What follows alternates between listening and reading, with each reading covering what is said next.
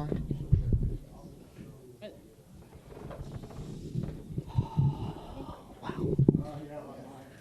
All right, we're going to go ahead and continue with our post-race media availability. We've now been joined by today's race-winning driver, Ross Chastain, driver of the #1 Trackhouse Racing Chevrolet.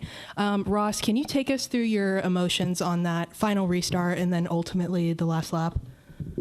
Yeah, it goes back to the choose, right? And coming off pit road second, I was thankful actually that we didn't have to choose because it's just a win-win or a lose-lose. It's just 50-50. It's not one way or the other. I could make the case that you can win from both lanes. It comes down to the launch, the push, and then just air in 1 and 2. So I said on the radio I was glad that we didn't have to choose. And Phil Surgeon, he manifested earlier in the race us getting up to the front 2 rows because we just couldn't quite get there. And then he manifested front row maybe later we would get to choose, which we didn't have happen. But I think that the win was the launch. I did a really good job, as close to the line as you can possibly be, and then the 48 getting inside of the 19 and into turn 1 was really key. So from there, it was all about locking my elbows in and trying not to get too loose, and just run clean laps to get to the end. 25 was like the perfect number of laps for us. All right, we'll go to questions, and we will start with Dustin. Dustin Long, NBC Sports. When Kyle Busch was leading, coming up on the 14 to lap him, that incident, I think you came pretty close to almost making. Can you walk me through it and kind of what you saw in terms of the 8 and the 14 in that case? Yeah, I saw. Earlier I saw the 8 drive it in the fence, unforced. I got by him. That lap, I drove it in the fence and gave him the lead back. I couldn't believe that Kyle Busch, the guy I idolized as a kid, drove it in the fence as I ran second. And then also I got the lead and I did the same thing. And those, I'll have to go back and look, but it had to have been within 100 feet of wall contact in the same spot. So he got the lead back. I had kind of conceded that I couldn't get back to him unless something else happened. And then the 47-14 were fighting hard to stay on the lead lap. And the 8 fought the entire turns 1 and 2. That lap he wrecked. He fought the entire turn to get outside of the 14. And that's a spot that I didn't believe was a vulnerable spot when this car first started. And I heard my amigo Daniel tell me, I heard other Chevy drivers tell me, careful when you're on the right rear. And then I had it happen at Phoenix this year, and I finally was a believer. So, yeah, when he spun, he was in the most vulnerable spot he could be to get loose, and he slapped the wall and spun out. Unforced. I mean, I couldn't get back to him. He could have ridden behind him, but I was close enough, I think, that if I'm the leader and he's in second, I'm trying to get by the 14 every chance I can get. So, I was surprised to see him spin out. Because he could have ridden behind him and passed him in the next corner, and I couldn't get to him. I was already too loose. How close were you, and what did you have to do to avoid hitting him? I think I might have lifted, but I more hit the brake. But I think I stayed more gas and hit the brake, and as he spun, I just was happy that he spun to the left. If he spins back to the right, I probably pile drive him. At that point, I'm committed. It was such a late spin off the exit, which is where we all hit the wall, that I was already sliding. So it was just by chance. It was by the racing chance, the racing luck that I made it by. We've seen a lot of drivers in long winless streaks this year. Yours is not as long as a lot of the others this year, but when you, even for as I will say short, although I'm sure you'll tell me that 29 is not short, if for a shortage, what is that like, and what is this satisfaction, relief, or what is this that you're feeling right now? It's all of that. It's satisfaction. It's seeing the process through. Y'all have heard me talk about it a couple of times, and yes, I have a process, but the process is always evolving, and I can kind of lump anything into it that I think is going to help me be a better race car driver. So although the inputs, the effort is there, the results do not come, and that's live sports. That's football, baseball, basketball, soccer, anything around the world. Sports I might not even know about, or definitely I don't understand, NASCAR included. You can try as hard as you want, and it does not mean that you're going to go faster. But I know that if I show up Monday morning and try, and Tuesday morning and try, and Wednesday, Thursday, Friday, and sometimes trying and being the most benefit for the team and for your race car and the performance is actually to go to sleep early. It's not to get that extra workout in. It's not to try harder in the gym. It's actually to taper off. And that's something that I've learned and have put into my life. And sometimes it's going to sleep early yesterday was a big part of why I can actually perform better today. And I took a snack in the car. I kept looking at it, but I wasn't ready for it. And then all of a sudden we were in the last restart, and I thought, well, I'm not going to eat it now. But the winless streaks are something that get talked about. Ours wasn't quite enough to get talked about. If we didn't win this year, I'm sure the room would have talked about it. And I learned that last year we won Phoenix, and I had the whole off season to kind of let it marinate. I just let that sink in and I thought it would be easier. I really did. I thought we had found some stuff, but that wasn't the case. So that will not be the mindset through this off season. So does that mean you sleep in tomorrow, or are you at Josh's tomorrow morning workout? I'll be there somehow, some way, even if my head hurts, but I'll be there. Go ahead, Tim. Tim Moore, Motorsports Day. Ross, I'm wondering, does it make it easier to eat the watermelon now that you don't have that beard anymore? Well, I don't think any seeds stuck to the beard. They might have stuck to the skin, but no beard. But the watermelon just I think I threw it harder than normal because it was pulverized. It was gone when it hit the ground out there on the front stretch. And I want you to recall for me, obviously, you're battling Kyle hard. You make the move, you go to the lead, then you hit the wall. I asked Phil what he had said to you, but I'm wondering on your end, what's going through your mind there once you get the lead and then you kind of lose it? How do you have to recollect your thoughts there in the car? It humbled me real quick. I thought I've kept enough pressure on Kyle, a guy that I've looked up to. We're not that different in age. I mean, we are, but not drastically.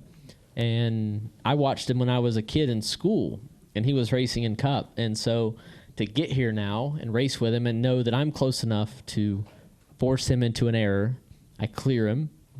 And the very next lap, I hit the wall in almost the same spot. Was just I had to laugh in the car. I just couldn't believe that I did it because I watched him get into the corner. I watched him get in the fence. So our cars were identical though. When I put my car, I didn't realize it until after I hit the wall in the same scenario as Chevy teammates and key partners. Our cars, I'm sure there's differences, and I'm sure an engineer can make the case that it was drastically different, but on track, they looked really similar. And I did. I made a similar mistake that he did, which I'm proud of, because in the lead of a Cup race with less than, I don't know, was there 50 laps to go or something? I'm willing to run that close to the wall, which is really something that I'm proud of because I grew up clipping the grass. I grew up running as low as you could, kick dirt up for the guy behind to hit, run the bottom. You always ran the bottom, and so to run the top is not natural. And I'm willing to hit the wall to win these races. And it didn't work out in that lap, but ultimately it worked out because I was comfortable with running the fence. We'll go to Bob and then Daniel. Bob Pockris, Fox Sports. Did you feel, I don't want to say ignored, but almost out of the loop in a way, not being in the playoffs? I've never been so happy to watch y'all walk by, everybody in this room. I've never been so happy to watch Netflix walk the other way when I get there. The boom mics are going that way. They're following Daniel. They're talking to Justin, but none of it's about me. And to be honest, I love it. I'm all for it. I'm the first one to sign up for Netflix. I'm the first one to sign up for interviews. But when they go the other way, I love it. And when we finished pretty good. We lead practice yesterday. Not a single TV, nothing interview. I'm like, oh, that's pretty awesome. But I will still sign up for every interview, and I will still go to New York on Tuesday. I'll be in New York City Tuesday for some stuff with NASCAR. Was going there already, and we'll still go. So yeah, did I feel it? For sure.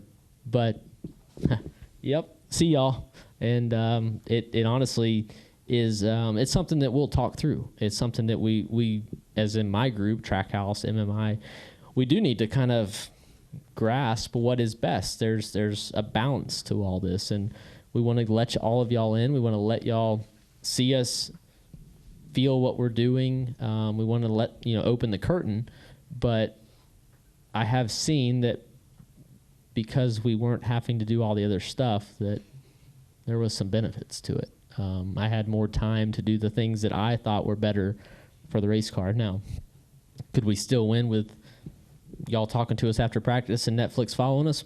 Probably, but it sure felt a lot better in the moment to just go about our business. And anybody in business in the room and anybody listening, watching knows if you can just go to work when you want to go to work, it's a whole lot easier than having distractions. Go ahead, Daniel. Daniel McFadden, FrenchStretch.com. So first off, what was the snack you took in the car with you? Can I say watermelon? No, I can't. Watermelon? I can't say watermelon. It was a Cliff Bar. So I go with the OG, like peanut butter Cliff Bar, and it's the only thing that I found that doesn't melt. So the problem with race cars is that anything with chocolate or anything else melts, but the Cliff Bars just get warm, but they don't melt. So when you open the package, you can still break off. It's like really doughy and soft, but it's like it just came out of the oven. So I didn't open it today. I didn't have any. Okay. Well, this is now the second time in 2 years where you've gotten to play spoiler in the playoffs. Famously you won the championship race last year. So I know missing the playoffs sucks, but what does it mean for you to be in this position where you can screw up other people's plans with a win? Well, it's tough because in the moment, I'm looking in the rearview camera and I see the 24 and 48. I see the 24 most notably. And Williams, the guy that I want to see win. I want to see him succeed.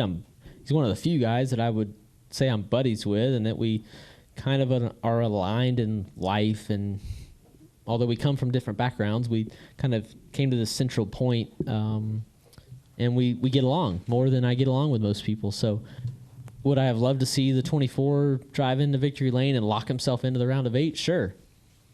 But not enough to pass the one car because I'm driving it. And it was everything that I could do to stay in front of him. And there was times where he would gain on me. And actually, like 2 to go, we took 2 to go. We'd roll 1 and 2.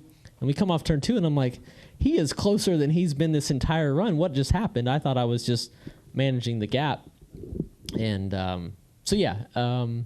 spoiler, yes, but when I'm watching it, I'm seeing my Chevy teammates, the people that I work with during the week. We do DIL simulations, like our simulator sessions in the simulators together with HMS, with RCR and Trackhouse, and I want them to succeed. I want the 99 to succeed. I wish that Daniel was the one winning, but not at the expense of the one car and not at the expense of me. So at the end of the day, would I truly give up the win? I would not. I don't care. It could lock them into anything. If I have a chance to win, I'm going to win. So Daniel and I worked closer together this week than we probably ever have. And there's a lot to digest from what happened today and this weekend. There's points in the weekend where I thought the 99 was better. There's points where I thought the 1 was better. Ultimately, we had the track position at the end to go win. Any additional questions for Ross? Thank you so much for joining us, and congratulations.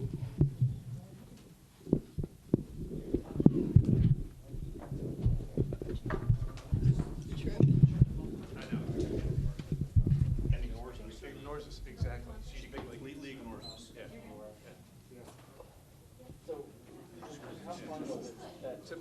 Dayton completely ignores us. I mean, it wasn't good that you got the lead on the last one. As soon as I got the lead, we got it back. You remember how long Iowa victory lane took? Was it? Yeah. We beat them. I